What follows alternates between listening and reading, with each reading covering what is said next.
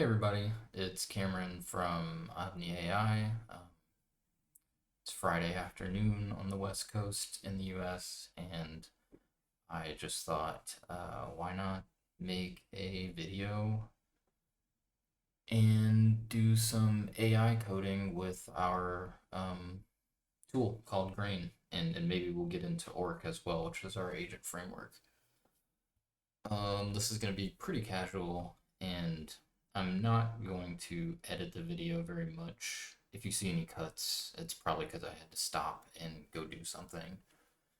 Or maybe this takes place over multiple days or something. But in terms of the time spent doing the coding and all of that, like waiting around for uh, my coding agent to do its thing or whatever, I'm not going to cut any of that out. It's just going to be kind of the raw journey here. Um, So, yeah, the first thing that we need to do is actually set up a minimal grain project. There's kind of two ways you can go with grain because it's just a library at the end of the day. I mean, it's a very important library if you choose to use it. Build your entire company on it pretty much, but it's possible to have a very minimal project structure. But if you were going to use it in production like we do, then what I would always recommend is the polylith structure, um, which basically just sets your application up for growth um, and composability. But we're not going to do that today because I think one of the coolest things about this tool is that you can play around in just a single file. So, all right. Well, because I can never remember the syntax, we're starting a new project with CLJ new, or depths new for that matter. Let's see. I want we'll do a new library because I don't really need a main. Oh, let me get in my code directory. All right. So we'll say, what are we gonna make here? Maybe we'll do like, I don't know. We could do like a to-do list style hello world situation. And if we do that, then we could show off some different aspects of the workflow. And then if we introduce the agent framework with Orc, we could possibly make a little in-app assistant or something that is able to create to-do list items and tell you about your to-do list and things using the read models and stuff that we make for the application. So maybe we'll do that. Maybe we'll do Grain to-do list. And of course, I mean, I'm sure this goes without saying, but there may be mistakes and errors in the process of filming this, and so if there are, then I'll just take it on the chin and work through it. So, all right. Don't plan to spend too much time in VS Code here, but do need to hop in here for a sec and get everything set up with Grain. So, close that out. We got our standard CLJ new kind of directory structure here. And I'm really wanting to keep this very minimal, so I'm going to just try to stick with this one file, and that may cause the file to expand a lot over time. But if that causes a problem, then we can address it when the time comes. All right, so close that out, and we're going to add Grain core, that's actually, I don't know if this SHA is up to date. So I'll just grab the latest from here, no biggie, which was just some diagram updates, I think. But so I'll just slap, oops, I accidentally copied the existing one. Okay. Pop that in there. So Grain Core actually gives you the ability to build this whole thing right here, essentially. The way the Grain works is that it's a CQRS framework, and it's a CQRS framework that is uh, sort of purpose designed to be one-to-one with the design process, primitives, and methodology of event modeling. If you're not familiar with event modeling, highly, highly, highly recommend that you go learn about it. It's one of the many magic beans in Grain's Bag's magic beans. And so just Grain Core gives you the ability to build a system that looks like this, and it does it all for you, which is nice. It that means that you would just be working with the in-memory event store because Grain has an event store protocol, and it has 3 backends currently, I think, that implement the protocol. And that would be in-memory, which is really great for like development stuff, um, and like development cycles. SQLite, which is kind of a newer addition lately to the Grain ecosystem for kind of building like local apps and things like that. Um, and then a Postgres backend, which is what we use in production when we build like applications for our customers and ourselves. Um, so, what was I doing? I was trying to decide if I want to pull in SQLite now or later. And then there's one more thing that we need to pull in, which is I'm going to do this Datastar style. So I do want Datastar up in here. And if you're not familiar with what you can do with Datastar, I don't have the link to it, but at the last Clojure conference, David Nolan gave a really cool talk about a return to minimalism on the front end. And so Datastar is one method of doing that where you can actually stream. It's just server-side rendering, but with server-sent events, so you can stream live updates to clients. And Grain has a Datastar adapter that allows you to hook it up to Grain's queries, and the queries declare their read model dependencies, and the read models declare the events that they're interested in so that they can be projected. And so when relevant things to the client that's subscribed to the server sent event stream change and happen on the back end, we get automatic live streaming and updates to the front end. So we're going to want that probably. Let's see, where would I go to find that? I think packages here. Yeah, we can actually take a look here. So we got Grain Core, control plane, which is kind of an advanced concept, Datastar adapter, Postgres backend, SQLite backend for the event store, and then there's some handy AWS EMF CloudWatch log publishing stuff, which is a little more advanced. We don't need that today. So we'll head over here and I'll grab Datastar. I'm just going to use the same SHA for all of this. And then I'm gonna grab the SQLite package, even though we will probably just use in memory for now. But it's literally a one line change to drop in a different backend with Grain. Let's also go get I want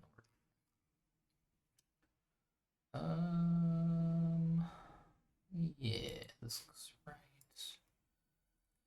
So Orc is our agent framework. It has some pretty advanced concepts in it, but it's built on top of Grain. It's built with Grain, and so when you use Orc, you're using the same information system model to build your agents and orchestrate them and have them interact with your event source domain as your conventional application that's built with Grain, with an event source domain. It's really cool whenever the model is just the same all the way down. And if you've never read about behavior trees, you really should, because they're so much better for orchestrating agents than all the like graph builder APIs that people are doing in other platforms. And all other platforms actually at this point seem to be just bolt-ons. Whereas if you use these two together, you're really getting like the perfect fusion of information system and orchestration of agentic like capabilities. What am I'm rambling about? Okay, let's see. Let's grab this SHA from up here. Really should be in the README, but you know, it's not always in the README. Okay, so I we do have to, let's make sure this starts up. So I'm gonna start up I'm actually gonna pull in a script from another project here. Little nREPL script. Copy. Make it like a script directory or something. New folder, scripts, paste. I think this should just work. Yeah. The main reason I'm doing this is because I don't spend that much time in VS Code anymore, so I don't usually like I'm a Calva user, but I don't usually like start my REPL anymore with Calva. I usually just scripts in REPL. Make sure we can check everything out here. Yeah. Yep. Okay. So that started up. So we have Grain Core, we have Grain Data Star, we have Grain Event Store SQLite for when we need it. Now we just have to get to like, you know what? I'm gonna want Integrant. Just because I love Integrant. So we're gonna grab that from somewhere. Where do we grab that from right here? Okay. Slap this in there. Awesome. Very well may need something else at some point, but we will cross that bridge when we get there. So it's not the most extensive. It's actually pretty hard to figure out how to use Grain just by looking at the repo, but there is some like there's a polylith base in here that's like the most basic setup, and then there's also what else is there? There's like an example service and stuff. It could be a lot better, but that's part of why I'm making this video, is to kind of push myself into a place of making this more accessible. So let's get Integrant added in here.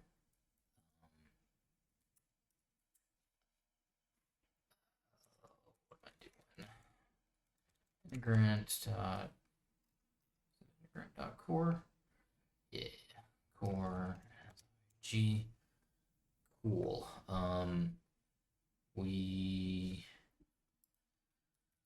So something about Grain that came about from a project that we were working on recently is that it's kind of natively multi-tenant, which adds a little bit of like. Here, let me actually start the REPL. I could actually use a REPL right now while I'm setting this up.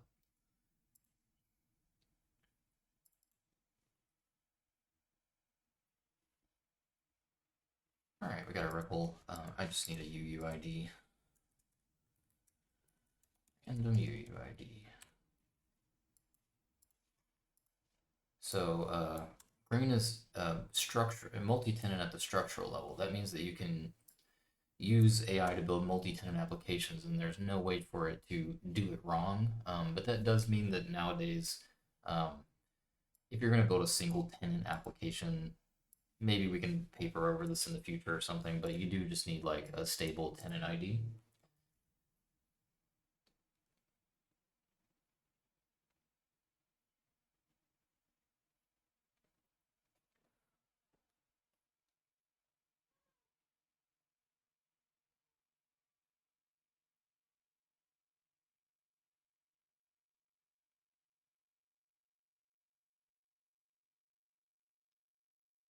Yeah, so you do just need a stable tenant ID, and it's kind of just becomes a background detail after a certain point. You don't have to think about it.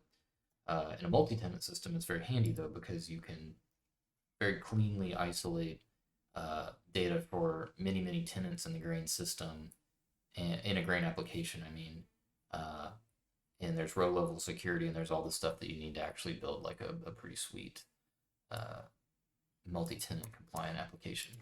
So for the event store for in memory, you don't actually need anything other than connection type in memory here. There is going to be a little bit of caching because on this caching setup because Grain uses LMDB in its read model processor, which is responsible for projecting read models from events and then doing incremental snapshotting on disk. Keep the latency down. Then there's the application context here, which is where everything, this every command handler, query handler, to do processor, handler, periodic task, pretty much any of the grain primitives, they all take like a context, like a single argument context, which contains both anything they could need out of the system, the running system state, but also other things that they need to do their work. Like a command handler is going to have the command associated onto the context map or something like that. What do we have here? Then we have setting up the polling for the to-do processors. So to-do processors are um, reactive primitives in Grain, so they can subscribe to topics, which are today just like event names. Um, and they're not actually PubSub based. They used to be, and I think the original version is still around in the Grain repo. But lately they are polling based, so like they poll every 250 milliseconds or something like that, and I think it can be adjusted. Um, there's other ways to run a Grain system, like in a true multi-tenant application. We do have a distributed control plane which balances tenants across application instances. But that's kind of advanced, and you don't actually need that to like play around with Grain. Then we've got a similar system for periodic tasks, which are basically you can tell them to run every X amount of time, or you can even do like a cron schedule. I think they use Chime, the Clojure library Chime. We've got some pedestal setup. Grain uses pedestal, and then this in-REPL port, which I am going to take out for now. We don't need that. We will already be running in REPL. So this is our config map, as far as I know for now. And then if we hop back over here, I'm just going to copy all of this, and then we'll trim it down to what we need. And we'll see that we're probably missing some stuff here. I'm going to pull in transitively mu log from Grain. Com dot mu log as u.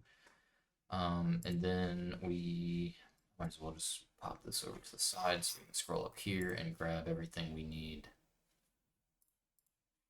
for the requires up here. So we don't actually need the CloudWatch EMF publisher, so I'm going to get rid of that. Just get rid of that. We might as well just do console true for pretty printing. I think that'll put us in Eden for logging. rather than JSON. We don't need JSON.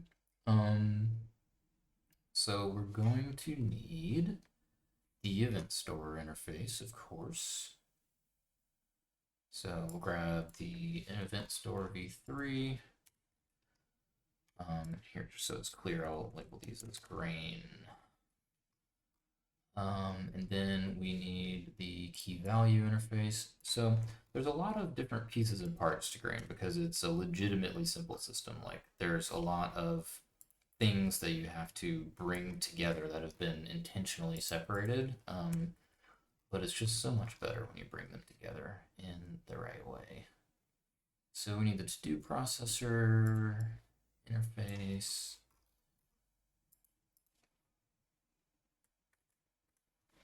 We need the periodic task interface. Need the closure set, I guess, because we're going to be composing some. Well, actually, I don't know if we need those routes. We're doing data star. So this is for the command request handler and the query request handler. This isn't great, so I'll take it out. The command request handler and the query request handler are kind of like the two API endpoints that you can expose to send commands and queries to a Grain application. And that's how you would put something like a front end like Reframe or something that makes API calls to the back end. That's how you would put something like that on top of Grain. What was I doing? Command. Yeah. I need these. And that's how you would do that. And but what I realized eventually was that those are actually just adapters into a core. Think like hexagonal architecture. So like the Grain application and the primitives, which are macros like def command, def query, def to do processor, or def processor, def read model. These all form like a pure domain core. And there's a metadata layer around them that you can attach different adapter concerns to. And so you can actually serve like a server side rendered SSE front end like Datastar with a Grain application. Then it doesn't use these. These are just adapters for if you want to do like classic API driven CQRS because Datastar has different needs. We also have a TUI, a terminal user interface adapter coming. It's kind of in the works. What else do we need? Grain web server, which is a wrapper around some pedestal stuff, which honestly probably isn't super necessary anymore. So we'll get rid of nREPL stuff here. Okay, so just let me get rid of this. So here we have the tenant poller for the to-do processor getting set up, and then the triggers that manage the periodic tasks. Those get set up. And in this case, we're just polling for a single tenant, which is our system tenant, which we'll probably never think about again. Okay, so given this, we should be able to. I'm gonna restart this. I don't know why I just restarted that. I probably didn't even need to restart that. The Red Bull. We will try a little comment here and see if we can't start this thing up. Oh, no. Unable to find.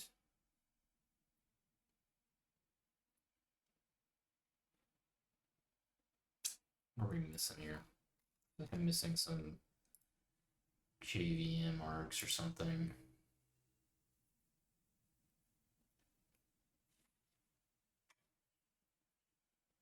Is there a clue here?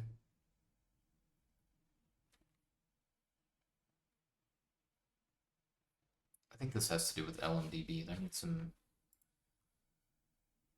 There's some JVM args around here somewhere. Let's see. JVM ops. I think I can just steal this. Let's see. So we got dev. Can I just put these out here? I'll just make a dev alias for now, not get too caught up in it. So let's see if I can restart this with dev. Yeah, so one of the things about LMDB, Lightning Memory Map Database, I think, is that you do have to add these like kind of like like spicy JVM arcs for some kind of unsafe operation that it does. Byte access, stuff like that. All right, so we are started up, printed out our context there, I guess that's what happened. And then so I should be able to say local host, what are we on? 8080 slash health check, I think. So it's our health check route, which can be seen getting composed in here. And then query request handler and command request handler actually kind of expose their own routes that get composed into the pedestal route table. So the web server started, which is excellent news. Let's see. So stop. Oh, I forgot to here we better. Let's see. So def app. Stop app. But then I'm just gonna kill the rebel. All right. So we got that. The next annoying thing is in fact going to be. I guess it doesn't have to be annoying. We could do. Do I want to do a terminal user interface or do I want to do the data start thing? We'll do the data start thing, but now you're gonna have to watch me work through. You're gonna have to watch me work through setting that up, which front end is not my specialty, so it could be a little embarrassing, but we will prevail one way or another here. All right. I'm just grabbing some stuff off screen here from another project. Actually, why go off screen? The workshop template around here somewhere. So for work, we have a kind of like production grade, if you want to call it that, template. But it should have some of this set up. Put in like the polylith context. What do I need?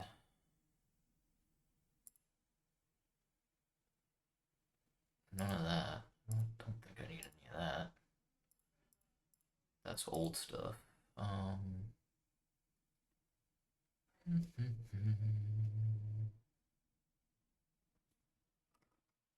know we run like Tailwind in here somewhere. Kind of expecting to see that.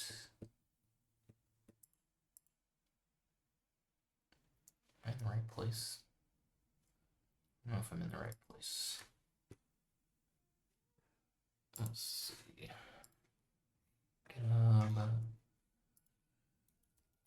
Workshop.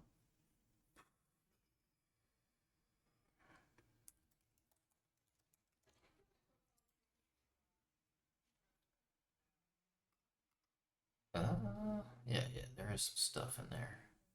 Okay. Maybe I haven't cloned that recently. Let's see. CD. Ah, there it is.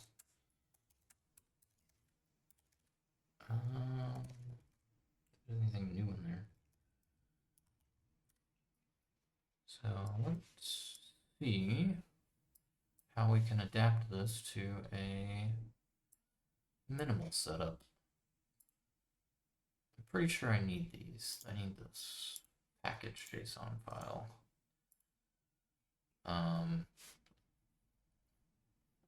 We just tend to use Daisy UI, Tailwind CSS, and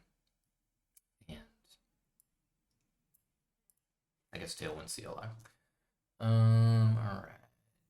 These files are gonna be wrong. Yes, they are.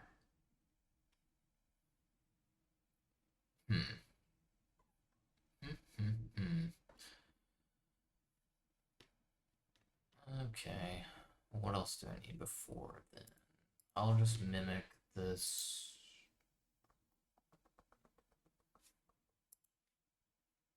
With a CSS directory, I guess.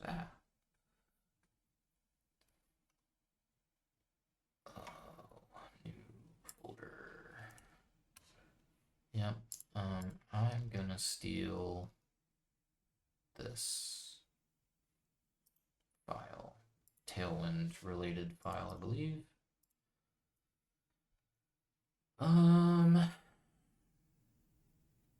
Okay, maybe now is a good time to bring in, I'm going to do codecs for now.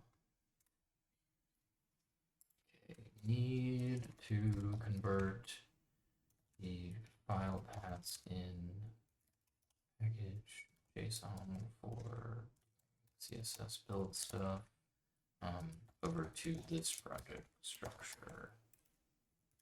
Something minimal.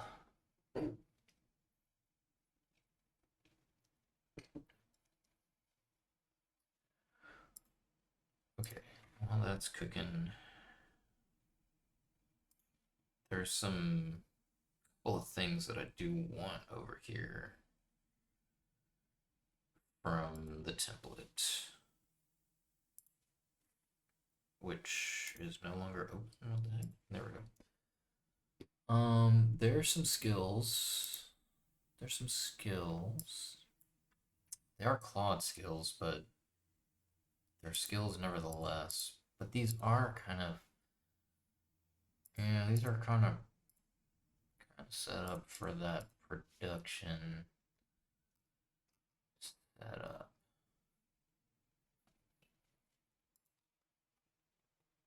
Maybe we'll see how far we can get with just maybe we'll see what we can do with no skills. How about that? Maybe we don't need those pesky skills. What I do want though is why do I all these are all from orc. I don't know why these are all in here. There's the pattern compendium for various grain and data star things. I will take that. I'm gonna copy that, paste it over here, get rid of this file here.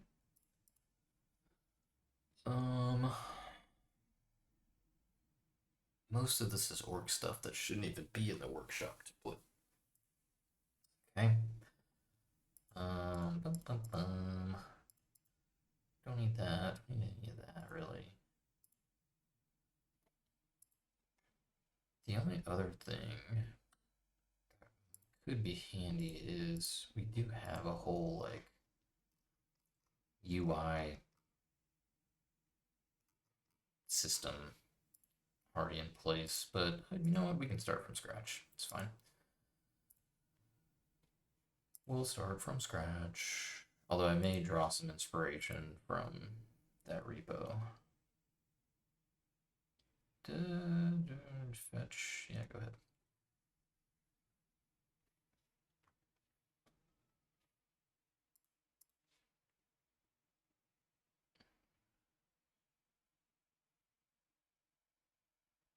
No, yeah.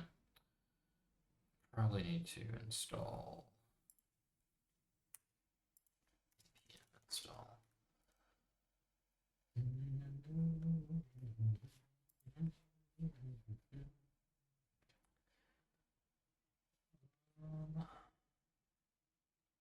Did it actually install anything?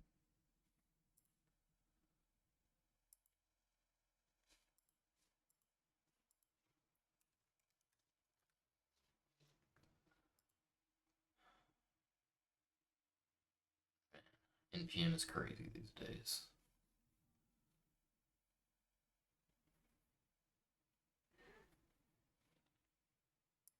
Okay, it didn't actually install. Why not?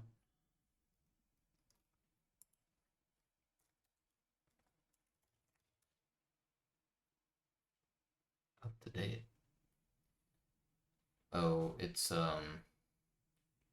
dev dependencies, huh? How do you do that?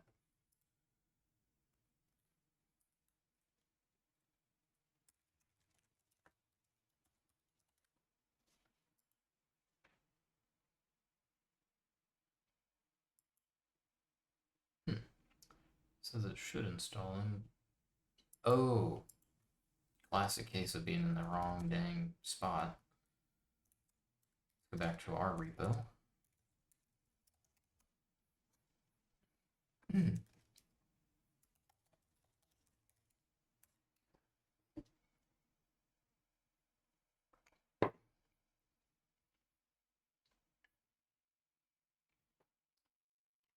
Cool. So Daisy's building, and I guess we decided that we're going to put those in resource public. Guess that makes sense. Okay. So.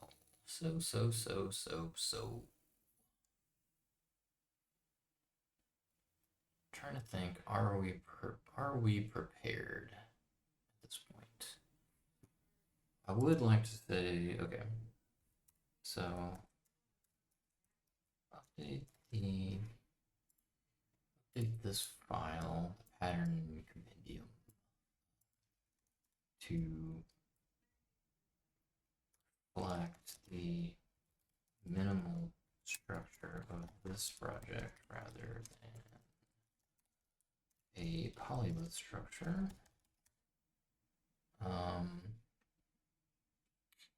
We're going to try to build everything in. Let's go with two. Well, one, yeah, two files. One for backend stuff and the other for our UI stuff. So we'll just, because I don't want it repetitively reading about like grain service structure for polylith projects. But I do want all of the sort of knowledge in here about working with Datastar and stuff. So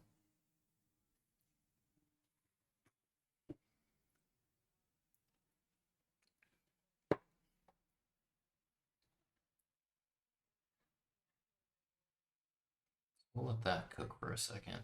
And then I think I'm also going to I'm gonna have it make a note for itself, an agent note to if it runs into problems, because Datastar can be a little fiddly. I'm still working out some of the rough edges when using AI to build Datastar apps, but I like to have it make a note that if it runs into problems, it should just read the Datastar source, which is very small. It's like a 200 kilobit file or something, kilobyte file, and also read the source for the grain Datastar adapter. And usually that does the trick.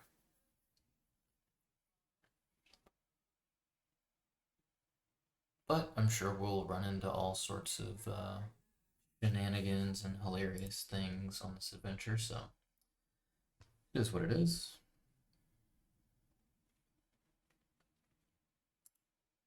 It is quite a large document, though, so it might take a second.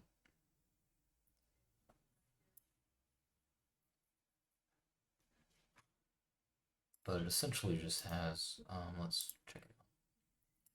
Essentially just talks about how to structure a grain app whenever, well, now it's no longer about polylith. Yeah. Yep. Minimal. Because sometimes being minimal is part of the fun. So So we're gonna have a file that has like hiccup and probably random stringified JavaScript and stuff like that. And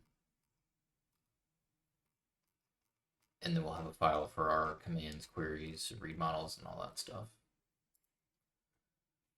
Cool, so we're good with that. And I'm gonna say make a note for yourself in whatever, I just started using Codex because Claude was down last night or something. So whatever agent file works best for Codex.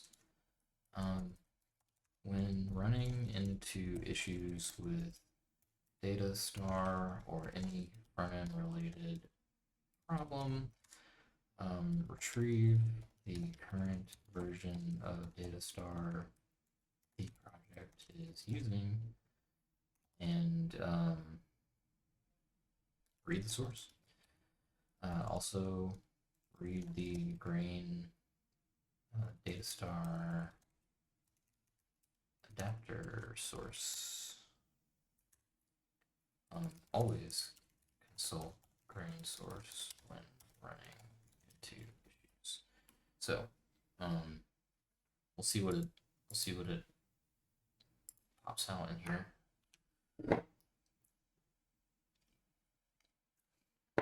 So it looks like it's going for project memory. It's fine. Speaking of, we are not actually quite ready to roll yet because there's no, I haven't actually set up the Datastar kind of like wrapper. Let's see. All right. Let's take a look again at workshop template. Workshop template is unfortunately a little outdated sometimes too, so I'm just gonna ask for the most minimal, grab the minimal set of necessary Datastar setup from this file. Oh, where'd it go?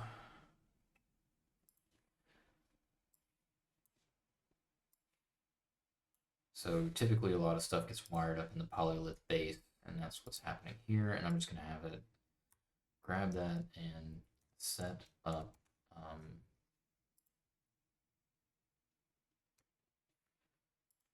in our backend file here. So let that cook for a second.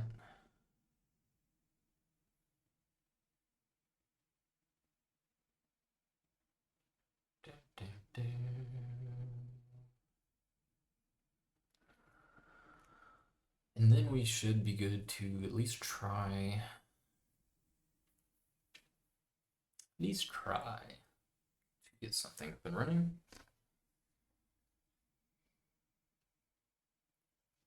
We do have some reusable user auth stuff, but I think we might skip that for this video. I mean, I could do it and just, well, we can do it. I don't know. Might be feeling a little lazy for that.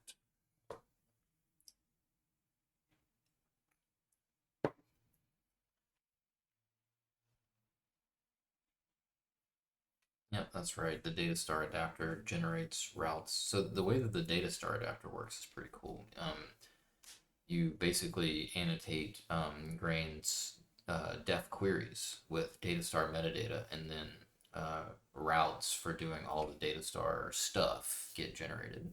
It's pretty sweet.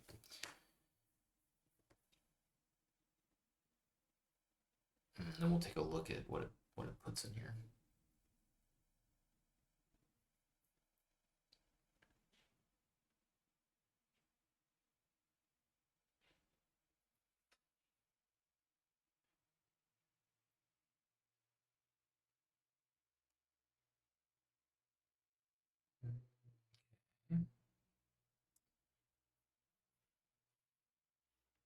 Let's take a look at what kind of crazy nonsense it's done.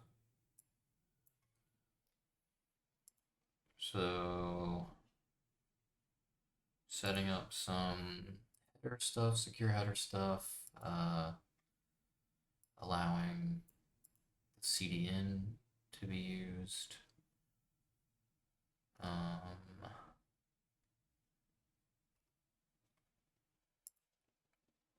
The head, the data star has like a shim, so you gotta put like some things in that shim at the head. Got our actions endpoint, which is where commands end up going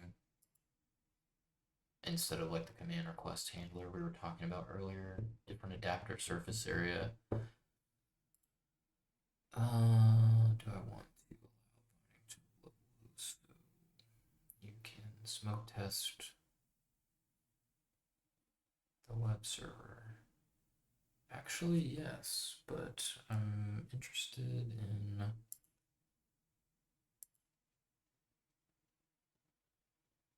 you doing it in the REPL. So let me see. Codex MCP list. Yeah, so we have Playwright and the in REPL MCP server set up. So we'll just resume that session. And I'll just go ahead and start the in REPL connection now. And say in REPL is up, use that.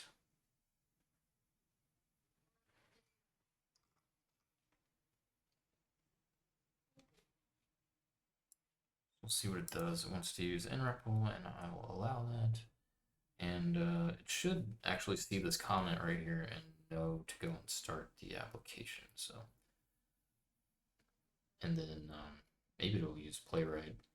Not sure what it's going to do.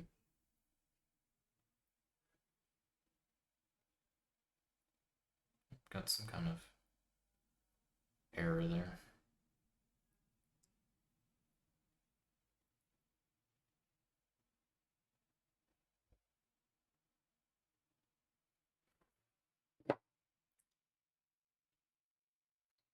I intend on making templates that have all of this actually included in it, so you never really have to do it again like this. Like no one should have to start from scratch like this because no one would ever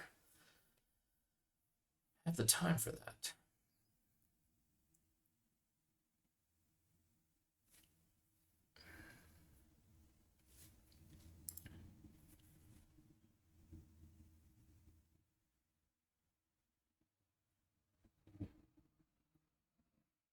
All right, cool. Let's actually go ahead and start the CSS runner.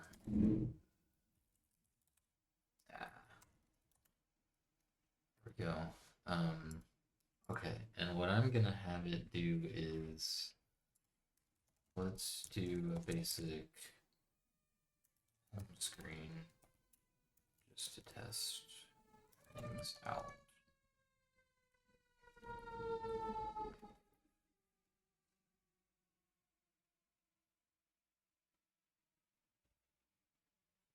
So we're gonna add a tiny homepage, and we'll go check out what it's up to. What has it done there? Okay, we're gonna need to import the hooks, these macros.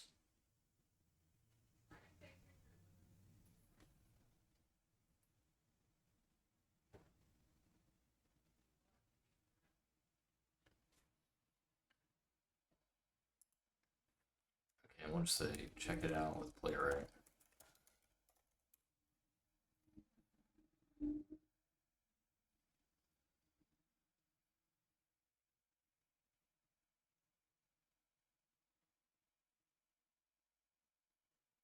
So we'll allow it to start up Playwright.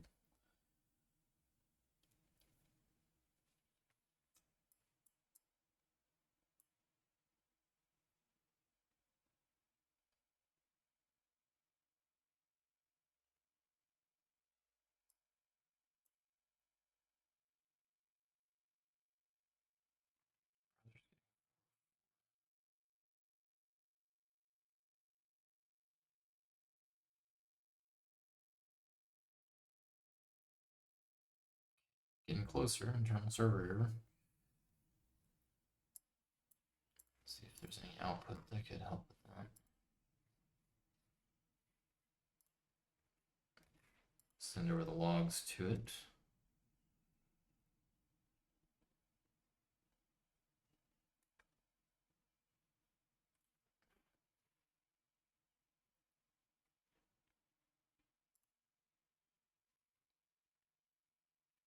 Usually I would actually have this running in a terminal that is outputting the logs to a file.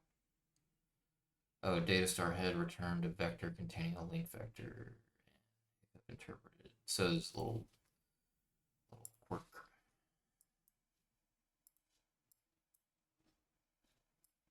That does not look like a white background, so I'm gonna assume something's working.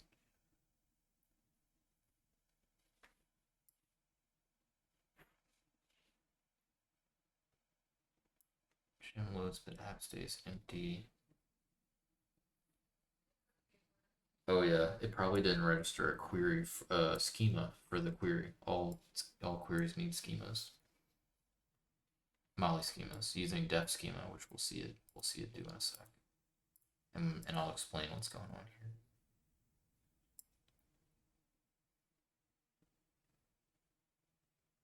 Yep, gotta register a schema. Where's it doing that at?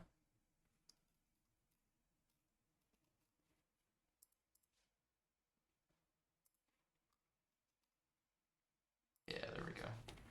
And then if we look here, we got our home screen and it's wired up. So you can see that it's capable with the right like information from the pattern compendium and grain source and everything to work its way through problems whenever it has an in-REPL connection and can be put into a feedback loop. And then it just gets even better with Playwright. And so now I'll explain. Actually, what I want it to do is I do want all grain primitives defined below all of the integrant setup. And in the order of like schemas, commands, queries to processors, commands, queries, schemas, read models, commands, queries to processors, and periodic tasks. So we'll just do a little. I don't want it being randomly placed in this file since we're trying to keep it in one file. After it does that, I'll explain what we're looking at in the query.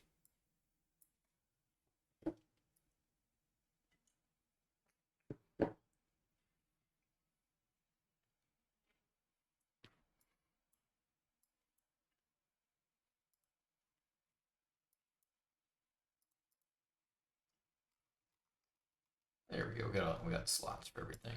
And so this is really just saying like the query, like if I had query parameters or anything like that, then they would be in this map. So query inputs and stuff can be validated, but it's actually just an empty map in this case. So it's just an empty map schema there. So two things that I want to do here. CLJ condo command to sync the grain macro hooks. I don't know if it'll actually be able to do that, but we'll see. We can get these red lines, red squiggles to go away.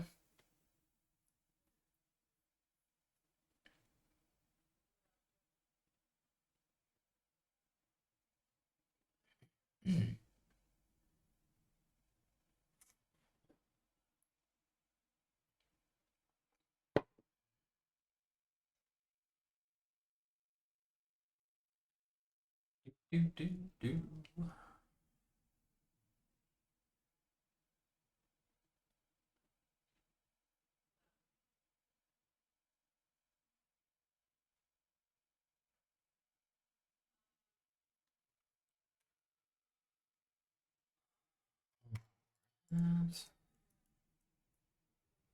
don't know if I need to restart the REPL or anything for that to take effect.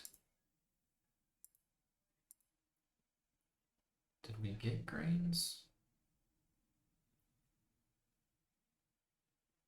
Not.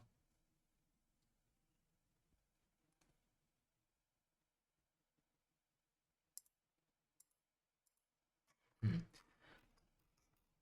Maybe I need to add it to that grain V2 grain core V2 or something. But there we go. So we got that taken care of. So authorization. This is a metadata map. So you got def query. This is a namespace. This is home. This is the name of the query. And so what that ends up doing is putting something in the query registry that looks like this. This is a metadata map. So authorized is a grain thing, and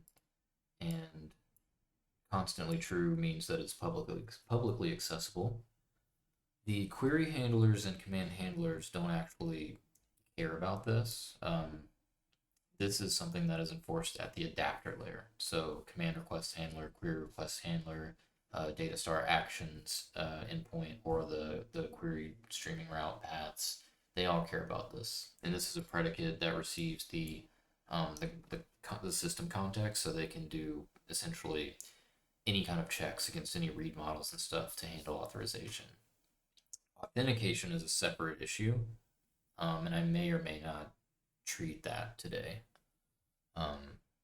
And then here's the path. So this gets cobbled up together into all the queries get joined up into the pedestal route table. So this is just like the root path of the app. The title of the page, which I think works, is up there. And then Datastar FPS is an interesting one. I'm probably gonna get rid of this, but it basically you can choose to re-render a page, 0 times per second, n times per second, or the more interesting model is when a query declares its read model dependencies, the read model dependencies declare their event dependencies, and the events are the interesting thing that when they change, you want to actually push to the client. Otherwise, you don't want to push to the client. And I'm actually going to see if I can get it to just change that. So, rather you not use FPS, just declare empty read models map, and we'll see if it even knows what I'm talking about.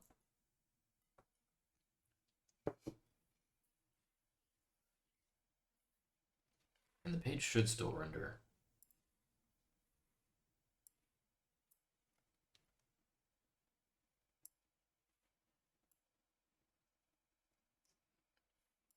Oh wait, it didn't even update that. Oh, I've got an outdated view file. Yeah, now it's an empty read models vector or map. Cool. And what this does is it basically puts it in that event-driven mode. Of course, we need better docs and like there's some naming inconsistencies, but we're building this thing in anger while solving problems at work, so it's the polish can come one day. Okay, so we've got basic Datastar stuff up.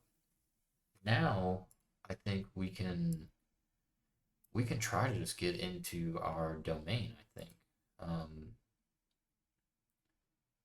Let's go ahead and initialize the repo. And we'll change our branch name. Oh, yeah, let's get this thing to update our Git file. Take a look at staged files. We'll just have it do this, and then we'll do our initial commit, and then that way we can cook.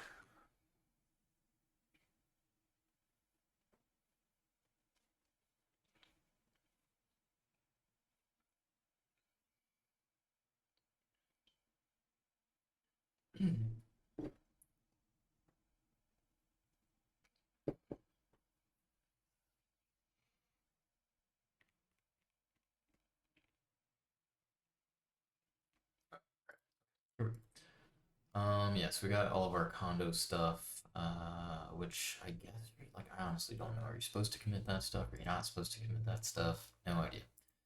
But here we go. And then let's go ahead and take the README and I will say, overhaul the README, add instructions for running the project. And then we can cook.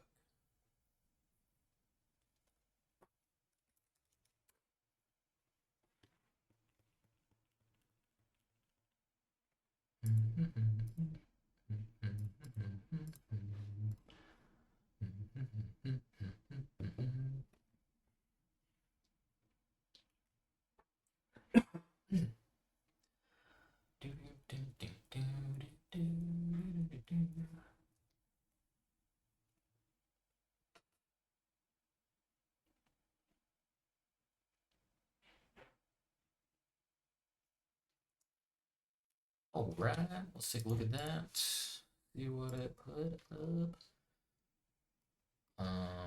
Sometimes I've noticed, like, with the agentic stuff, you have to like bump the README a little bit, or like you gotta like bump the file for the preview to take. So we got a small grain app. Got our depths, got our tailwind, got our nREPL, got our stuff, got our stuff, got our stuff. Okay. Yeah, I guess that's fine. Sure. I don't care about most of that. Okay, that's right. Update, README. Okay. Now, now, what do? We want to build a to-do list application. And in order to do that, so I kind of cheat these days. Back in the day before AI, I would always start with manual event modeling.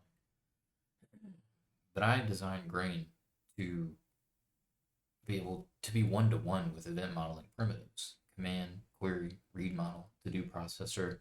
Maybe I added periodic task, but we got read models. I think I said that. And so, at least if you were to visualize a Grain application, it would look like this. It would look like an event model, which is awesome.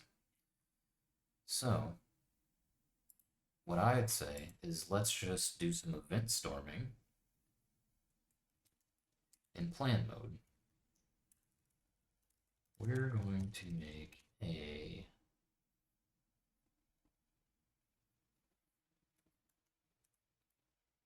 awesome to-do list application.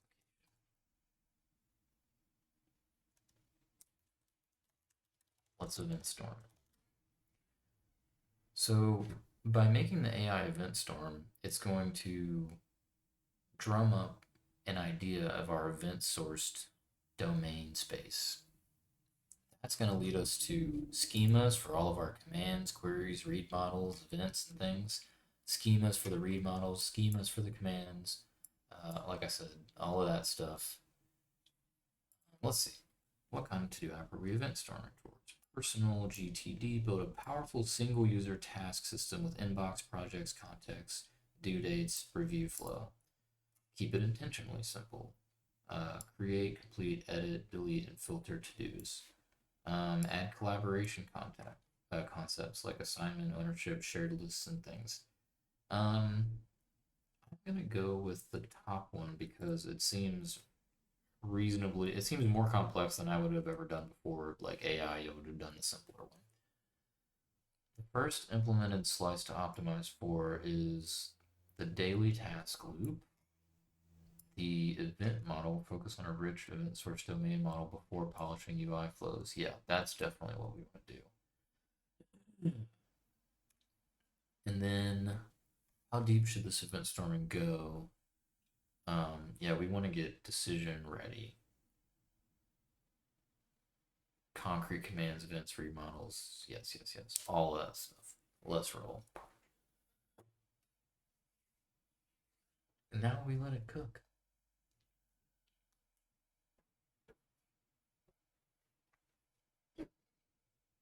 How should tasks be organized in V1? What the heck does it mean by GTD? I'll have to look that up. Projects lists, projects only. Okay, so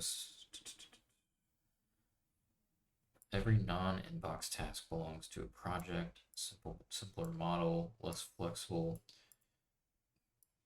Lists only. I mean, why not? Let's just go big. Which date semantics should V1 support? Separate hard deadlines from start / show later dates. Separate hard deadlines from start / show later dates, which gives useful behavior. Sure. Tasks and notes. Tasks have a title, notes, project list, dates, priority status, but no subtasks yet. Yeah, screw subtasks.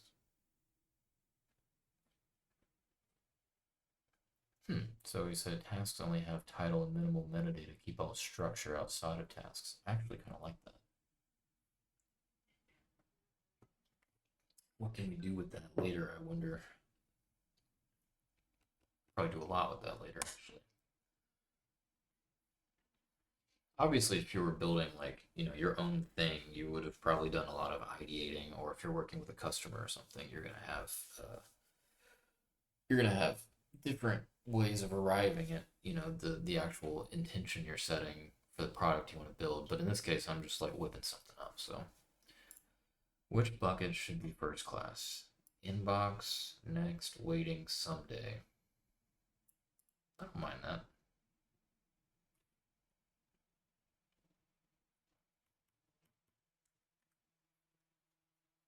Should weekly daily review be part of the V1 event model?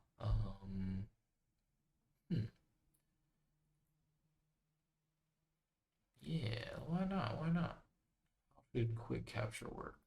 New task default to inbox with the title only, then get clarified into bucket project dates.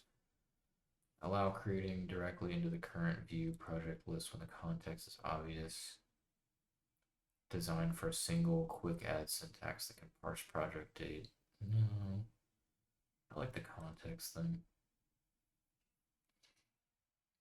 Something interesting about Codex is that it's asking a lot more questions than Claude Code typically does. That and it's just faster, which is interesting. Defer recurrent. Yeah, we don't need recurrent tasks. Who needs recurrent tasks? Archive and cancel. Yeah. Well, we can't throw anything away anyway in the system. It's an event source system. Allow drag / reorder within inbox.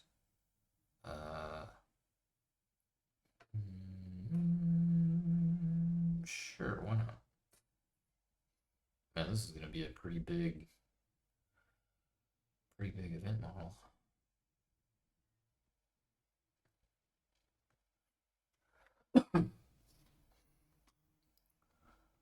Okay, so the summary. Build a personal GT. Okay, I have to look it up.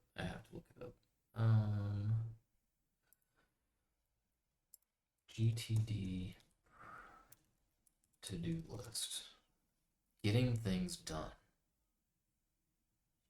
Okay, so we just gotta get things done, and then they'll be done. Duh. Build a personal GTD style to-do app around an event source domain model. V1 focuses on a strong task lifecycle, smart contextual capture, clarification into GTD buckets, projects, due, defer / defer dates, manual ordering, completion / archive, cancellation, and weekly review. Keep tasks atomic, no subtasks, no rich notes, no recurrence in V1. So our core entities are going to be the task, which is an atomic action with a title, bucket, optional project, optional due date, optional defer date, status and order position, a project, which is outcome / container for related tasks with active, completed, canceled lifecycle, review, weekly review session, tracking when review starts / completes and what was reviewed. First class buckets are inbox, next, waiting someday. Task statuses are active, completed, canceled, archived. Due date is a hard deadline, defer until, should be hidden from normal active views until that date. So task capture and clarification, these are commands and event pairs. So capture task, task captured, rename task, task renamed. This is the basic bread and butter of event sourcing in CQRS. Move task to bucket, task moved to bucket. Assign task to project, task assigned to project. And it is from these units that we can project our entire universe of getting things done. Task lifecycle. So we can capture a task, rename one, move it to a bucket, assign it to a project, remove it from a project, set the due date, clear the due date, defer it, clear the deferral date. We can complete, archive, cancel, and reactivate. We can reorder them. We can, ordering applies within bucket and project scope views, store an order value on the event, not an array of all task IDs. Interesting, yeah. Because that can all be projected. So projects can be created, renamed, completed, canceled, reactivated. Weekly review, can be started. It can be marked. It can be reviewed. Projects can be reviewed. Buckets can be reviewed, and then the weekly reviews can be completed. Our read models are primarily tasks, projects, and weekly review. So a system of kind of 3 read models that's going to be powering all decision making in the command and query layers. Optional helper views derived from tasks, not separate reducers at first. Inbox, next, waiting someday. So we're kind of consolidating. We could have more read models the same, but it's choosing at the moment to derive those from this tasks read model. Primary UI flows. Homepage becomes the main workspace. Quick add uses smart defaults from the current view but falls back to inbox. Main views are inbox, next, waiting someday, projects, review. Inbox supports fast clarify actions, moving to bucket, assigning to project, do, defer. Project view shows project metadata and ordered active tasks. Weekly review walks through buckets and projects, then completes the review. Implementation constraints. Keep code in current 2-file system. Yeah, that's great. Yeah, we want to keep it here and here. Keep the grain primitives where they belong. Use grain read model metadata on data start queries. Use tags consistently. Events are Grain's event store. Grain's event store is designed based on dynamic consistency boundary. Don't ask me why. Don't ask. I mean, I guess I know why. It's like the object-oriented people and their aggregates with DDD and all of that, like, manage to complicate event sourcing. And what dynamic consistency boundary does is it basically allows you to say this event is relevant to entities A, B, and C, and so now you can those events can be queried into and projected into read models of entities that matter for decision making. They don't just have to belong to like one quote unquote aggregate. There are no aggregates in the system. What else? So yeah, tasks are going to be tagged by their ID, projects by their ID. Yeah, project related tasks. Yeah. Do not implement recurring tasks. Correct. Command tests, read model tests, ordering tests, date. Yep. Single user app, no author, multi-user permissions. That's fine. Events in-memory event store is fine for now. Yeah. Okay.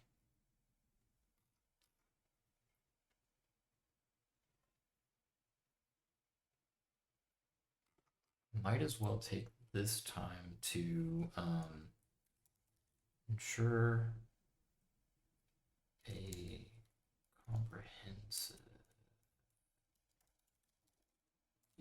test suite is part of this plan. Just have it go burn some tokens on some test cases.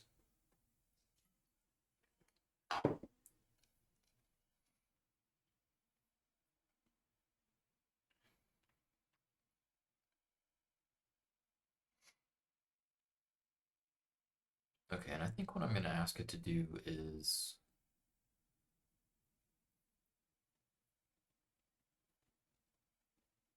phase the plan so that it doesn't go do all of this at once. Let's phase the plan in a coherent order.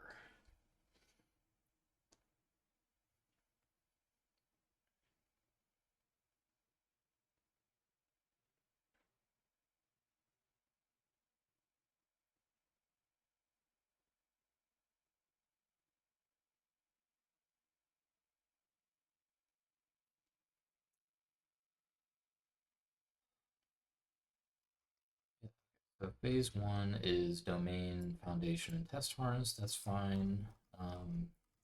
Phase two is task lifecycle core. Oops, where did I go? Phase three is projects. Phase four, where'd it go? Phase four is query layer and workspace read API, sure. Phase five is the UI of the workspace. Phase six is weekly review. Seven is final hardening. Okay. And then just make sure when building the designing the test harness that you make clear distinctions about what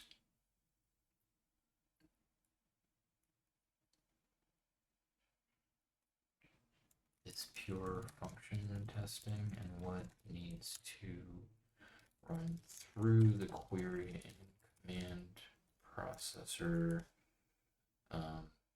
read model, projections, etc. Do not bypass grain processors. That's where they should be exercised.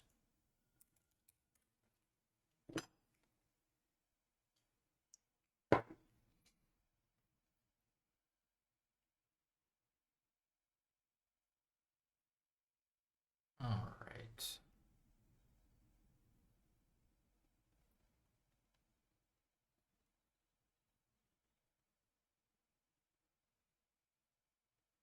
Okay, cool. Yeah, time to let it cook.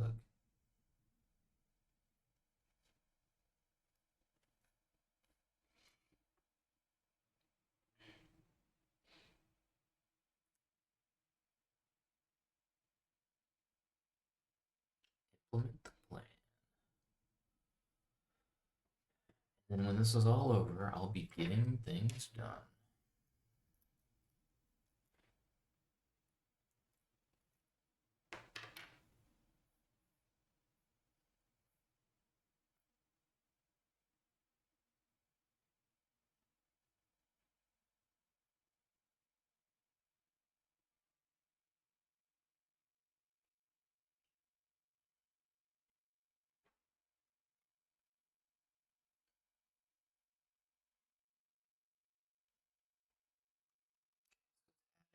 The JVM arcs that we need for LMDB to the test alias.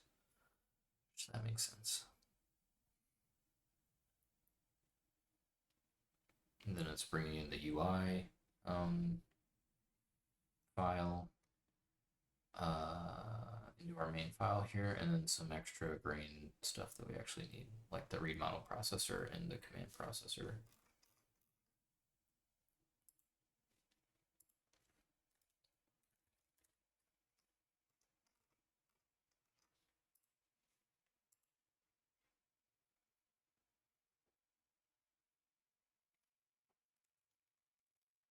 Time use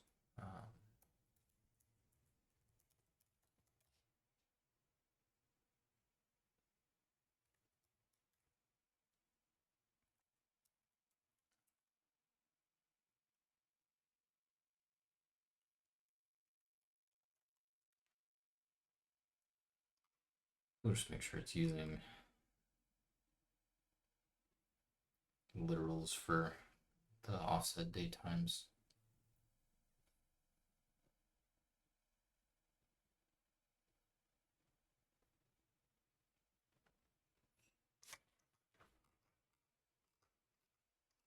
There will be much more to talk about soon when there's actually stuff in these files, or this file rather.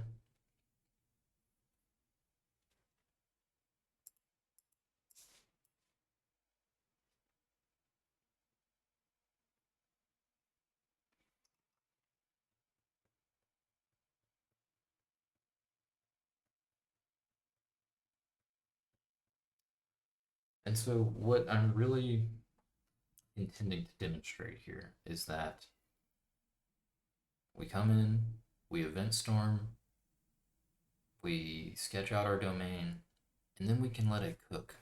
And we can let it cook because the only thing that it can do is create commands, queries, read models, events, schemas for these things, periodic tasks, to-do processors, and it may not get every detail of those correct, but the fact that it can only, the fact that it can't diverge from this very shallow set of constraints means that no matter what it ends up doing, what is all this crap? Um, no matter what, it's going to build an information system that is uniform in architecture.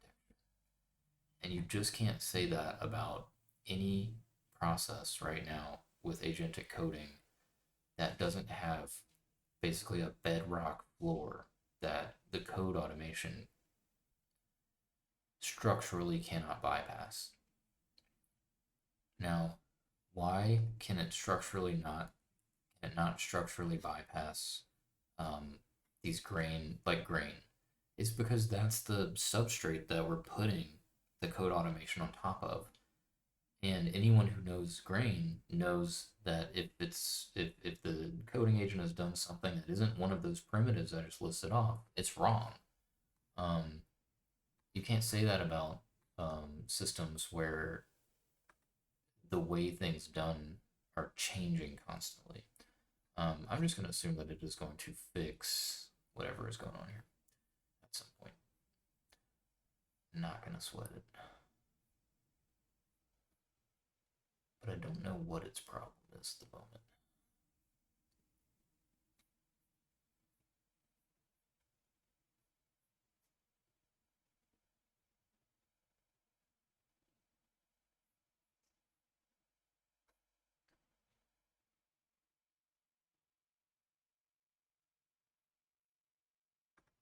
Hopefully it'll pick up these errors in the main file here. I'll just bail out of this. Maybe I'm looking at a stale. Nope, not stale.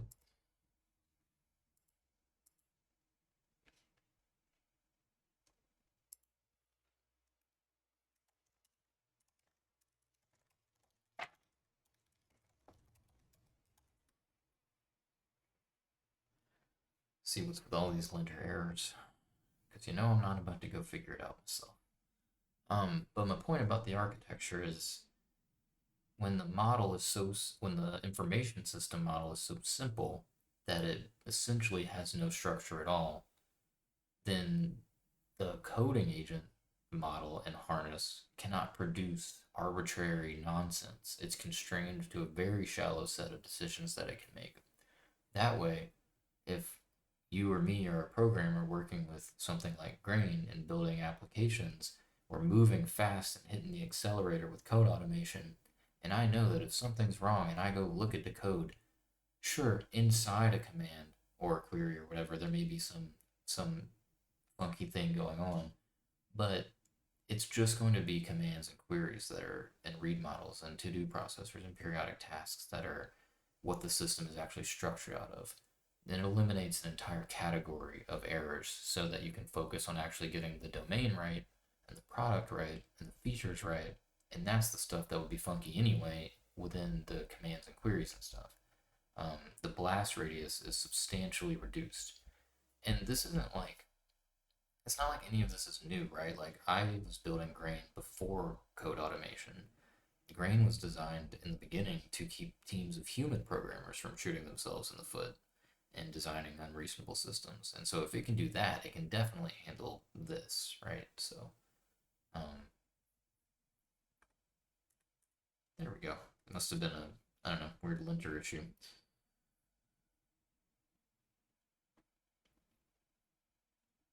Yeah, I think I need to go and update the Grain hooks or something. So now we can see that we've got all of our schemas. To do was a terrible name for all of this. Um, these are events, I think. These are all event schemas. These are all command schemas down here. You could actually separate them out. Like I could tell it to separate them out, and it might even. These are each read model requires you to specify a set of the events that it should care about so that when it's doing its projections, it has all of the domain knowledge and information that it needs. And then read models turn out to just be, you can do them with multi-methods or whatever, but they're just basically pure reducers that you just keep adding new cases to them and you say how the state should change as it populates the latest state of the world. Read models are set up with def read model namespace and have a name. You set the events with those sets that we just looked at, and you can give them a version. So multiple versions of read models can actually live side by side, which can be helpful in like production contexts where you can't just always rebuild a read model from scratch or something. What do you want to do? You want to do run some tests or something.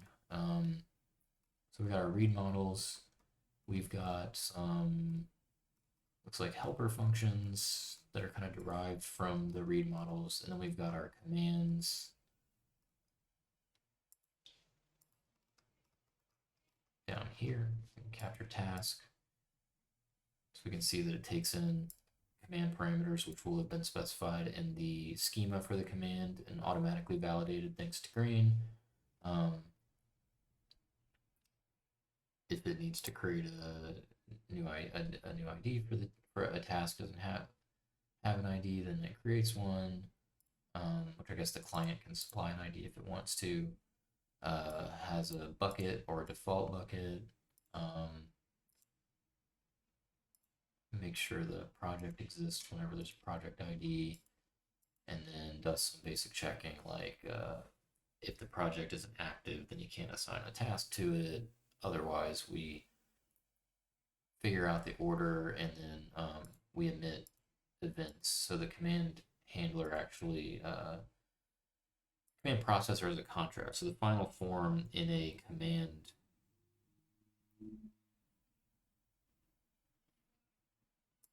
That's interesting. I don't know that. Is this part of, this is in that form. Okay. What does this do? Command events. Oh yeah, it conditionally associates command result slash events is how you return events to the command processor from a command handler, and then the command processor appends those to the event store. And then this is also saying if you have additional data star signals, you can send data star signals through as well. And now we are firing up the browser, I guess. Oh, so we got our little user interface going here. Doing a little browser smoke testing. You can see Playwright is, Codex is automatically doing that with Playwright. We've got an authorization error, which is interesting. See how it sorts that out.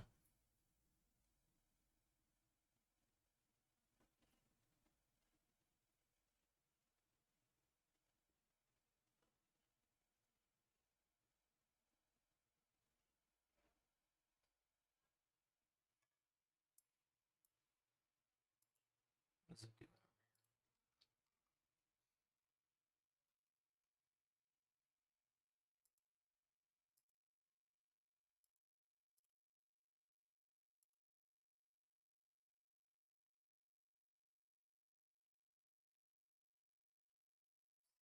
finds that authorization error. Should.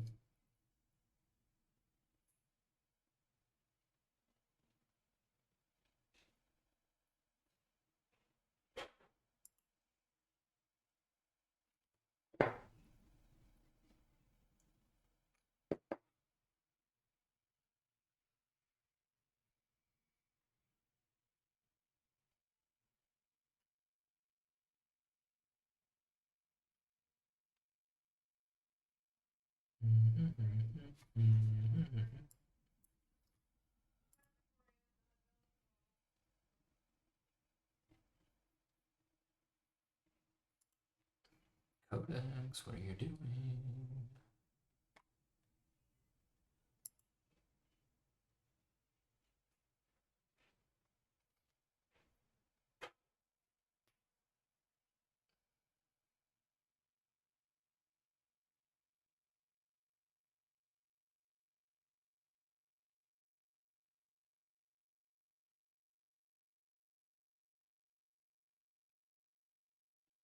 Oh, it's compacting.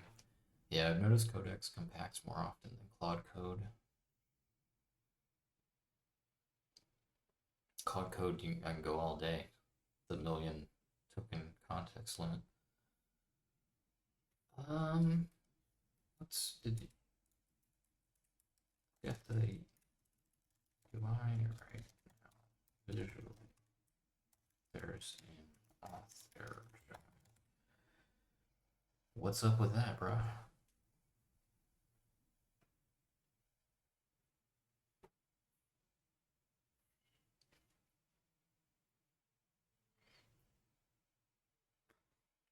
Yep, what's up with that?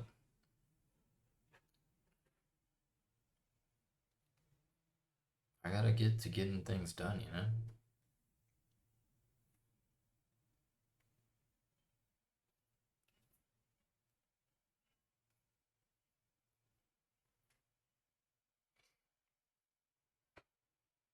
Quest body's correct.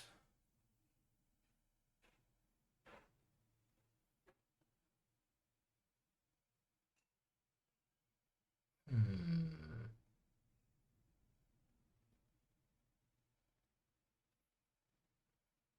So it seemed to think it needs the command and query registry in the context. It's something I actually need to fix in Grain. But here we go, we're smoke testing again, and we've got our first item, and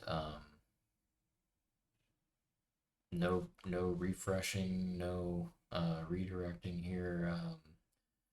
The server sent events are just firing off to the client when something changes relevant to our query. And queries are typically screens, one-to-one fat query system from the server side. Okay, well,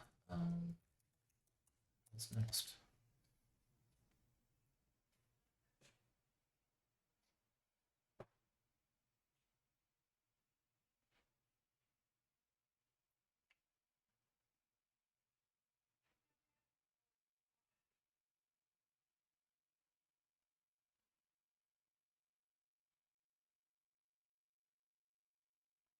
Okay.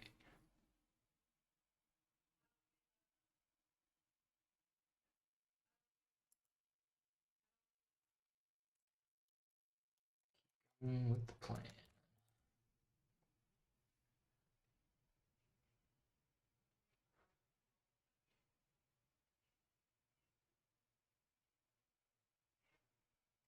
So continue by filling out the next usable workflows. Task actions first, then project assignment and do/defer controls, keeping the existing command read model path exercised. I'm going to read the current UI test to make the changes fit what's already there. Yeah, so I guess like does this work? Oh, okay. Test in the inbox. Next, waiting someday. Put it back in the inbox. I can cancel it.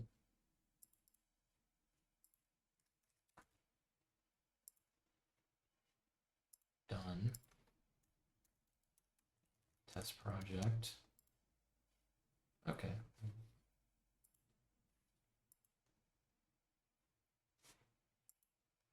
So let's say, is it like writing, is it doing some testing?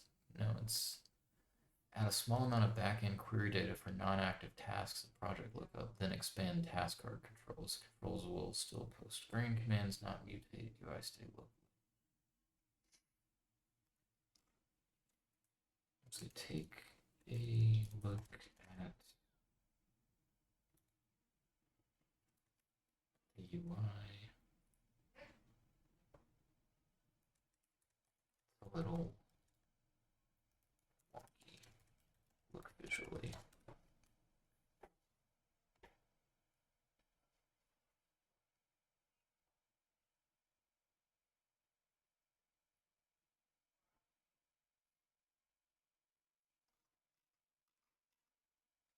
Okay, so it's using scope signals with Datastar because I guess when you have multiple forms all rendered on the same page and stuff with Datastar, the signals can clash. So um,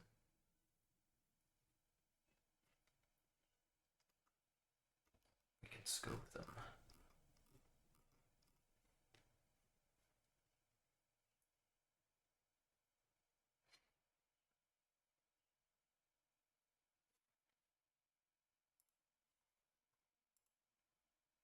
Now it's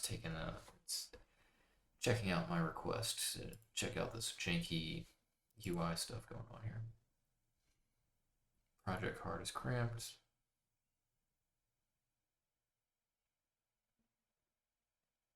Oh, just added a whole bunch of controls there for projects and dates and due dates, I guess, and the deferral dates.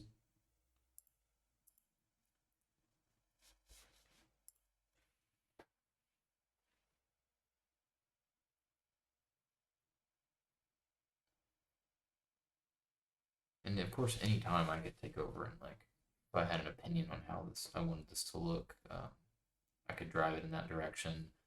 Something we do at work is we end up making something a lot like Storybook, where it's like a component gallery and it has our design philosophies and principles there. Um, and the code automation refers back to that. And we also try to consolidate a UI component catalog so that it's not reinventing the wheel on various UI elements and stuff during projects. Yeah.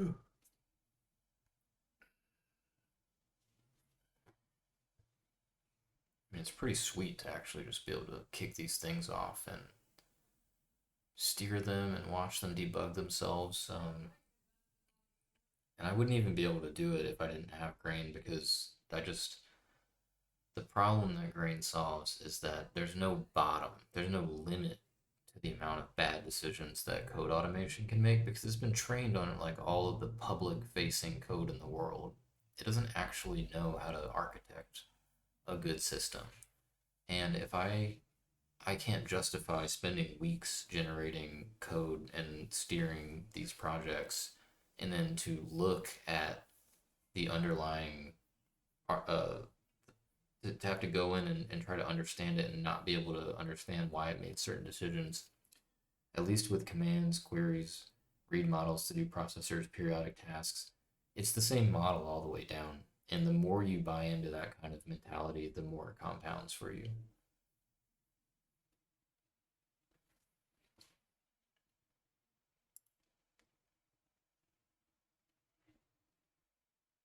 Because there's no point in doing any of this stuff like commercially if it's just a liability.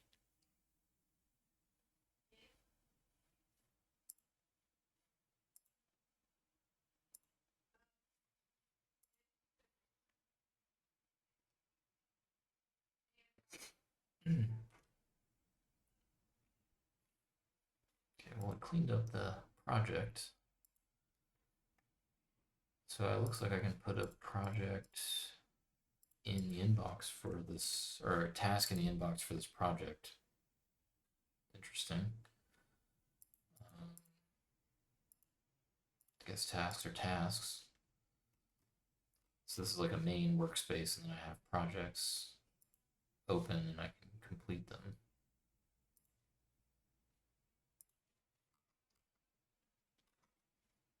Can see done and canceled. Sure, go ahead.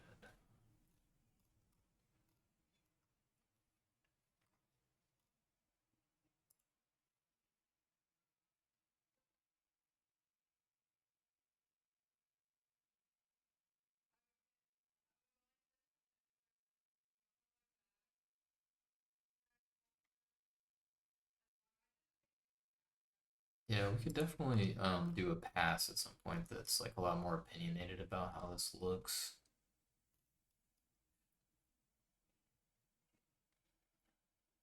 I really don't like the color saturation on the buttons.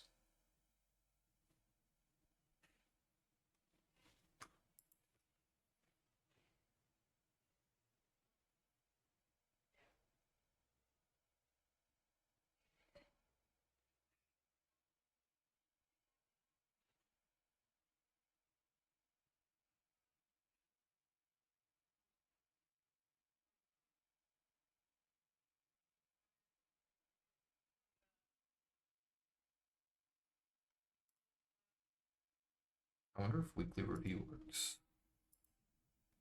I wouldn't be shocked if it doesn't.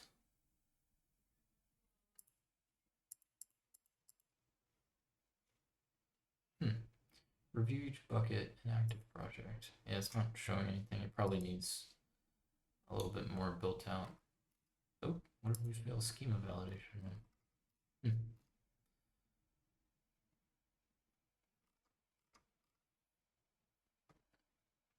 Archive these done, canceled.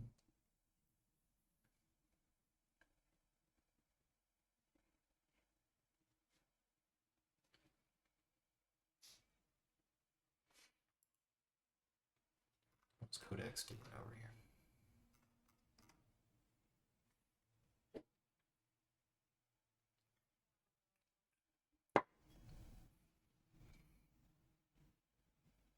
The do form's at the right looking. Oh, it's dealing with time stuff.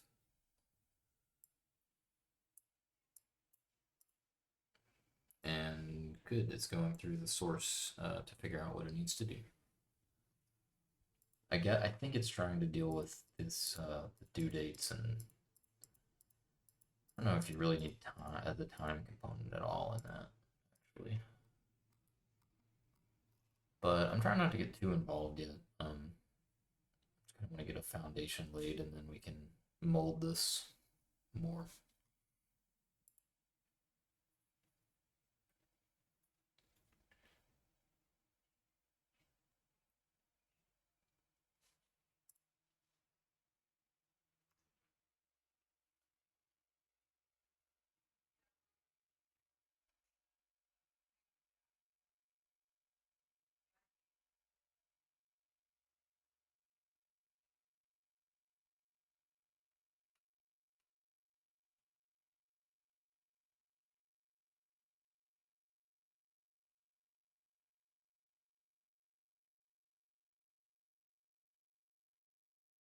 I mean that is ugly, but I think it'll figure that out.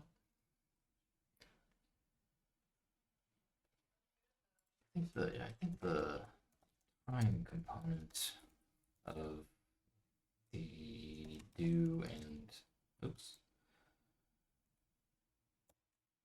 Oh, it's checking the mobile layout. Dates is unnecessary.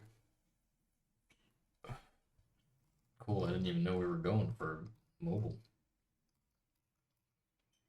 Yeah, I think what we can do maybe in the next session is have like a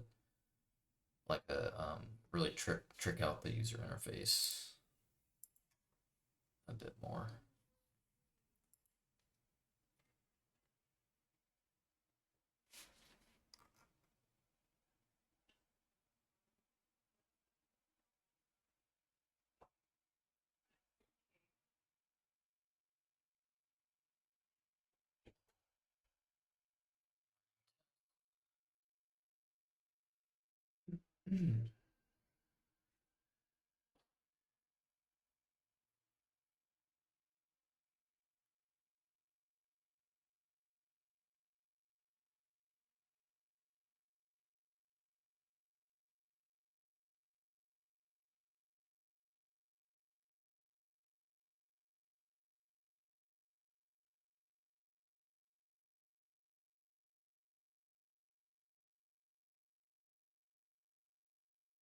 Looks better.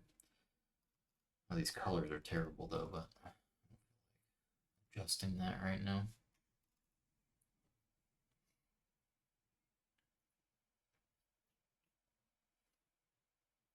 I actually have maybe we can use UI.sh.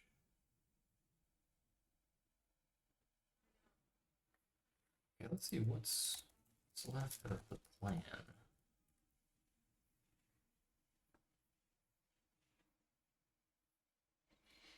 The remaining plan is project workflow, yeah, task workflow, weekly review, yeah, polish. Um, okay, I think it's been about an hour and 50 minutes. I did just do this like live stream style, even though this isn't a live stream, because I don't want to cut anything out. And maybe if I do more of these, I am going to do another one at least. Like we're going to keep working on this project, but maybe the format will change or something. But I'm trying to keep it as real as possible, and I'm trying to show what it looks like to be able to wield these code automation tools with Grain in a way that if I had to be responsible for this code base for a long time, I don't have a problem with that. And I think that whether you or anyone uses Grain, specifically Grain or not, anyone who wants to achieve the same outcome um, can easily replicate this with enough brain power for them or their company or whatever. And it's the ideas that are important here, and that's why we publish our work, Grain and Org, as open source projects. So, um,